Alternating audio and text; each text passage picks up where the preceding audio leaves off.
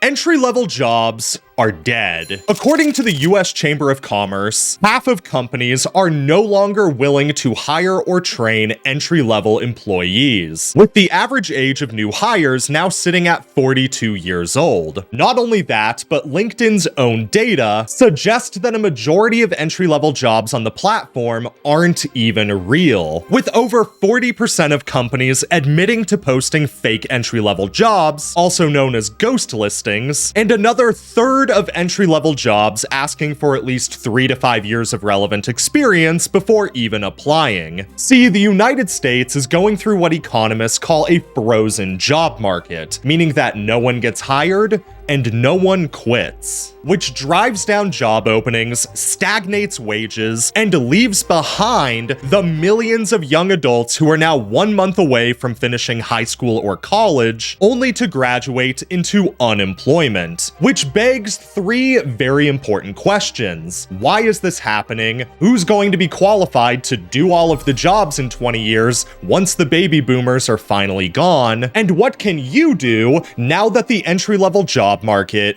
is dead? So right off the bat, I want to make it clear that almost any excuse that a CEO gives for why entry-level jobs are going away is bull. Before YouTube, I spent 8 years professionally researching, consulting, and teaching about the job market. And what we are seeing with entry-level jobs going away is not some new phenomenon being brought about by artificial intelligence, a failure of the education system, or even some skills gap where companies cannot find adequate American workers. Those are just excuses to hide the fact that corporate laziness, perverse tax incentives, political fear-mongering, and line must go up thinking have led companies to completely sabotage their long-term viability in exchange for short-term quarterly returns. And I will translate all of that into English in just a minute. But first, let's break down each of those excuses one by one so that we're on the same page about where the job market actually is today. So in 2026, a lot of people, especially on LinkedIn, say that AI is to blame, that artificial intelligence is simply replacing jobs that are lower on the corporate ladder, and that this collapse in the job market is no different than what happened during the Industrial Revolution or the dot-com boom. But this is largely untrue. Leading research shows that only 1.1% of jobs that are exposed to AI have been proven to be completely replaceable by it. And in fact, many of the hiring freezes or layoffs, quote unquote, caused by AI are really just the result of companies recklessly spending money on AI tools last year that were never able to deliver a real return on investment, leading companies to either backtrack and secretly rehire a bunch of the staff that they laid off, or double down and simply force all of their current employees to take on their former colleagues' job duties without any increase in pay, because the company literally cannot afford to hire new workers anymore. And since workers are scared to death of the aforementioned frozen job market, they are not willing to quit their jobs, even though they're taking on more job duties without any increase in pay. Now, I don't know about you, but that sure sounds like a ticking time bomb to me. But the possibility of an upcoming major recession would be a topic for a whole other video. When it comes to entry-level jobs, other CEOs, especially in tech, will argue that the education system is to blame for entry-level jobs going away, saying that young adults simply aren't prepared to enter today's technical workforce, and that it's not the company's job to provide young people with the skills that they need to do the work. And look, I gotta give credit where it's due, because that is some top-tier rage bait, which sounds good in theory, but in practice, things could not be further from the truth. For starters, there is not a skills gap in the United States. The US is home to over 340 million people and nearly 4,000 universities and technical schools. Not to mention the fact that we have hundreds of companies that provide online micro-credentials for relatively cheap and access to all of the world's knowledge on websites like YouTube and Wikipedia, which are overwhelmingly published in English. If any country on Earth does not have a skills gap, it is the United States of America. CEOs only claim that there's a skills gap because they don't want to pay American workers the salary that they are actually worth in the 6th most expensive country on the planet. And they know that if they can gaslight schools into teaching all of their kids how to #learn to code, despite the fact that only 2% of jobs require any coding as part of their job duties, then that means that 20 years down the line, they can start laying off all of those software engineers who used to get paid $200,000 a year to instead replace them with cheaper high school grads, which is exactly what we are seeing in the tech sector today. But I digress. If the traditional education system was failing young Americans, then we would see that reflected in the data. But we just don't. In fact, students who do go out and get 2-year technical degrees often have worse career outcomes than people who never went to college at all.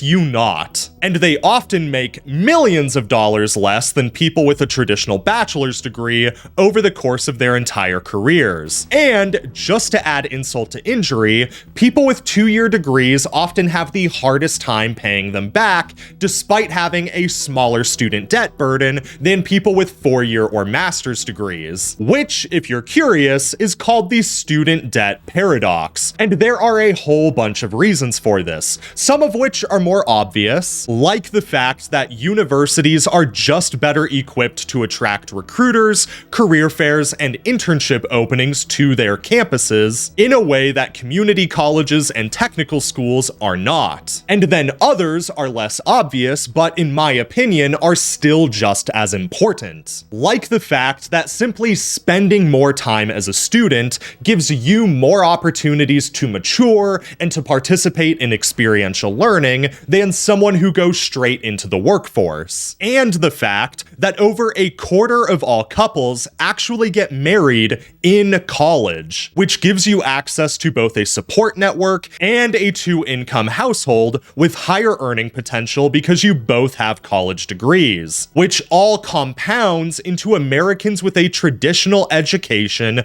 just performing infinitely better than those who don't once all is said and done. And don't get me wrong, I love the idea of vocational programs, technical schools, and cheaper, shorter college degrees. But there just isn't compelling evidence that these types of programs improve people's career outcomes or make young adults better prepared to enter the workforce. No, the real reason why companies are no longer hiring young adults is corporate laziness. Ever since the late 1970s, perverse incentives in politics, tax structures, and corporate subsidies have completely disincentivized companies from participating in the good version of free market capitalism that people online like to fantasize about. Ever since Reaganomics took over the American economy, wages became completely detached from productivity, and the American worker became obligated to financially subsidize their own employees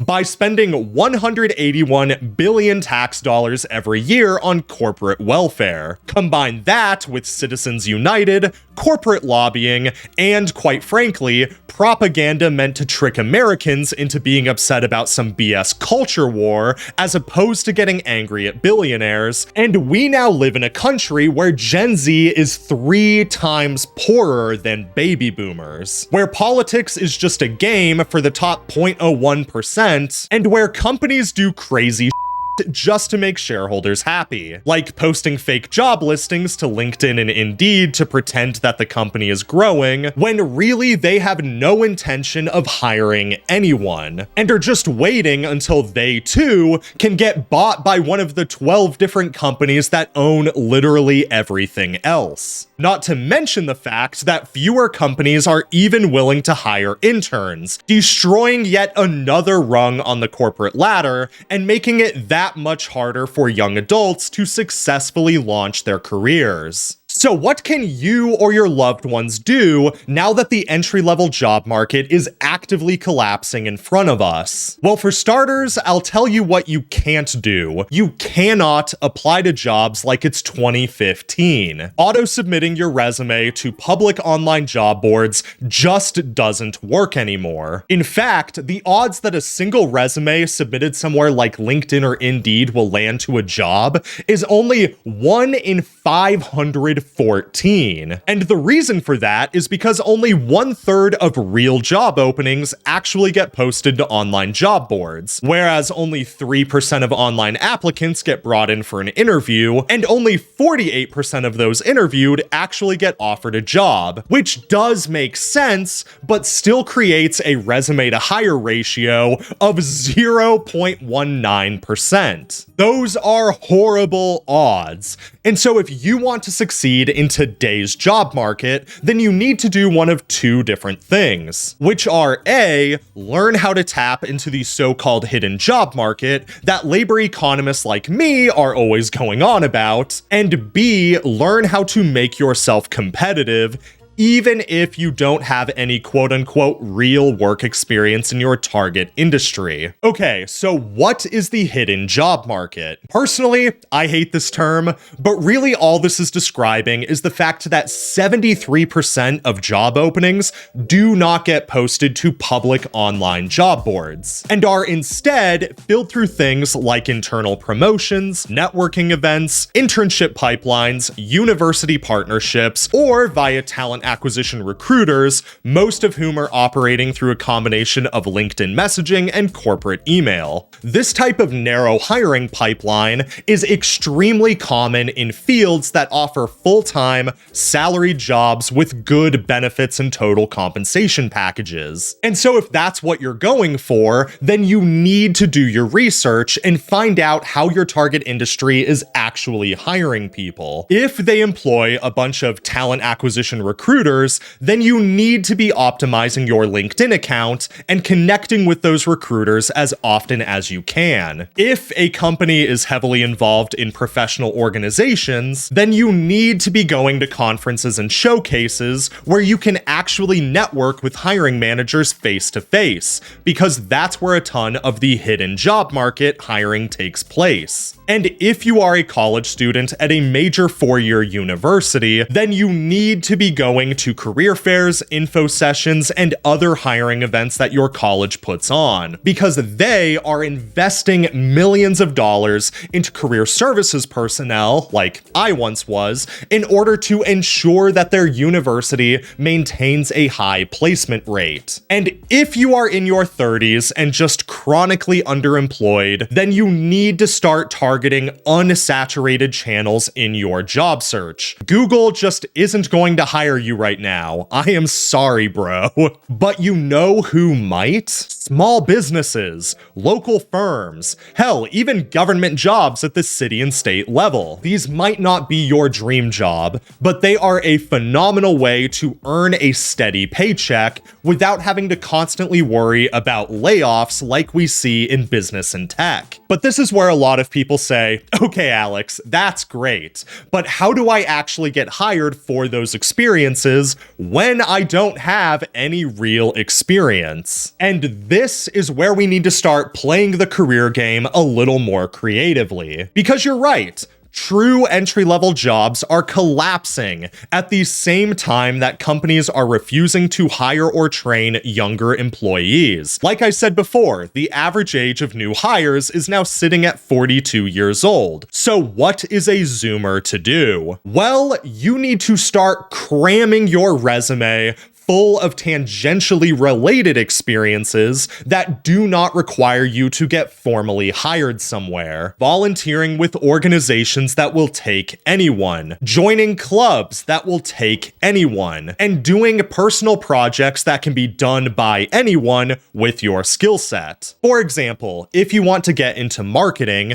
then volunteer with a local nonprofit, and after you volunteered for a few months and gained a little trust, offer to start managing their social media accounts. That is going to build a portfolio of experiences that you can then quantify on your resume. And then, if you have the ability, go join a group like the American Marketing Association and start attending their in-person events. That is how you start building a network and gaining access to those openings that are not getting listed on places like LinkedIn or Indeed. And yeah, this is going to take some time and cost some money, but that is unfortunately how things are in 2026. Personally, I used to serve as an executive board member for the Utah branch of the National Career Development Association, and I used to serve on the sponsorship committee of the Mountain Pacific branch of the National Association of Colleges and Employers. I have been flown all across America, I have consulted politicians and CEOs alike on the job market,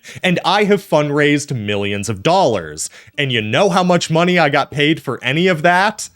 $0. But that wasn't the point. The point was to do interesting things and become crazy impressive on paper. And honestly, this is a big part of why you guys now trust me to talk about things like job market economics. Because I have seen the nitty-gritty of how all of this stuff works from the inside. And so if you or your loved ones want to be able to launch a well-paying, flourishing career in 2026, then the best way to do that is by figuring out what sorts of things your target industry values and then volunteering your time strategically, because that is honestly the best way to get ahead now that the entry-level job market is dead.